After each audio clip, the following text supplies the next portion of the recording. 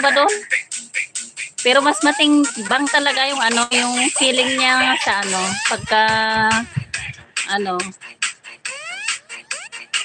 feeling niya sa babae kaysa lalaki.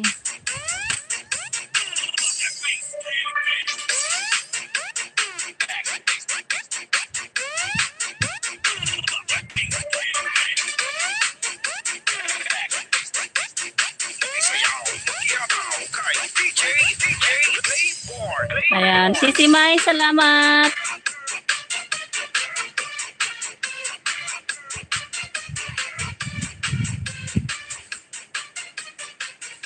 Ano pa lang siya, ano, Marsky?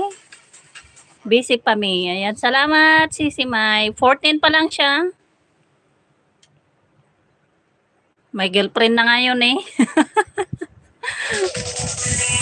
second, ano yun, grade 7 yata? Grade 8. May girlfriend siya. Ayun, naghiwalay sila.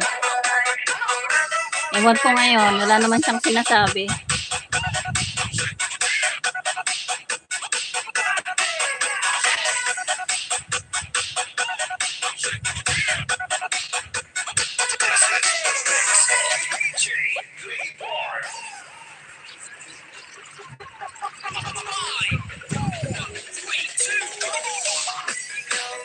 Haha, 14 na pala, hindi na yan mababago isip. Kaya nga, nako, hindi, alam mo ba na nagpagupit na siya ng panlalaki talaga?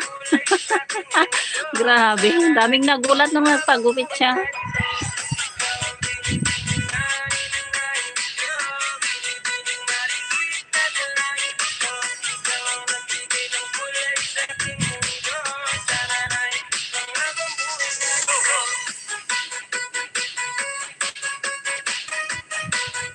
Ayan, buti open sa'yo. Ay, oo, mas gusto ko yung ano, open sila. Wala silang tinatago. Oo, okay lang sa akin. Nako, hindi naman niya kasalanan na naging ganun siya.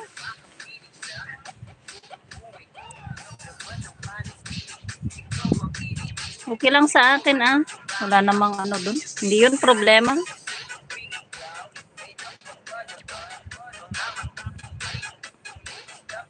Oo naman, okay lang sa akin.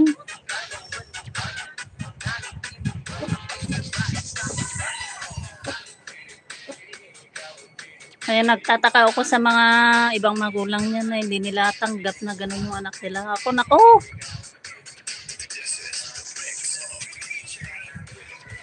Ay, oo naman. Laging open sila sa akin. Ayan, pag tumatawag ako, laging may I love you.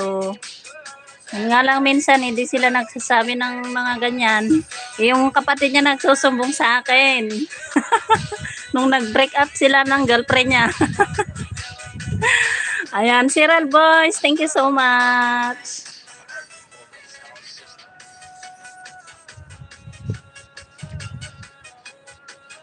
Ay, ninja mo pala tong ano mo. Sige, puntahan ko yung bahay mo, Cyril Boys.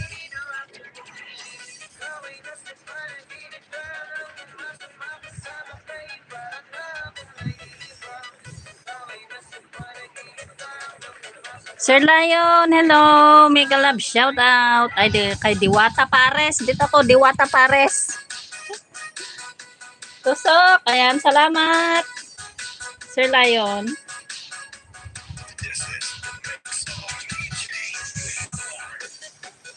Oh, tama ako.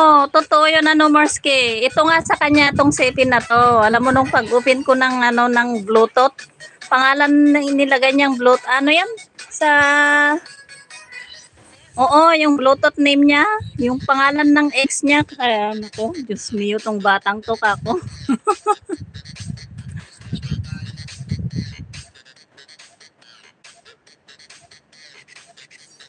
Ayan, Sir Lion, salamat sa iyong pagbisita. Ayan, Cyril Boys, dito ako sa iyo ha. Kay Diwata mo. Sir Lion, salamat.